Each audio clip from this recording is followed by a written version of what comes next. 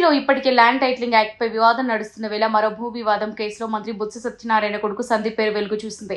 రంగారెడ్డి జిల్లాలో తలెత్తిన భూ వివాదం కేసులో బొత్స కుమారుడు బొత్స సందీప్ పేరు తాజాగా తెరపైకి వచ్చింది. షాబాద్ మండలం మార్చన్పల్లిలో ఉన్న సర్వే నెంబర్ 442లో 31 ఎకరాల భూముండగా ప్రభుత్వ రికార్డులను ఫోర్జరీ చేసి తారుమారు చేశారని బొప్పి మహేందర్ టీఎస్ హైకోర్టులో పిటిషన్ దాఖలు చేశారు. అయితే ప్రస్తుతం ఆ భూమి యాజమానుల్లో బొత్స సందీప్ పేరు కూడా ఉండడం గమనార్హం. వాస్తవానికి మహేందర్ చేసిన పిటిషన్ పై హైకోర్టు ఇటీవల విచారణ చేపట్టింది. ఈ విచారణలో ఆ భూమి తమ ముత్తాత పోచయ్య పేరుతో ఉందని, ఆయన మృతి చెందిన తర్వాత కుమారుడు నిరక్షరాస్యతతో మ్యూటేషన్ చేయించుకోలేదని కోర్టుకు తెలిపారు. 2018లో రైతు బంధు పథకం డీడీ కూడా పోచయ్య పేరుతో వచ్చిందని కోర్టుకు వెల్లడించారు.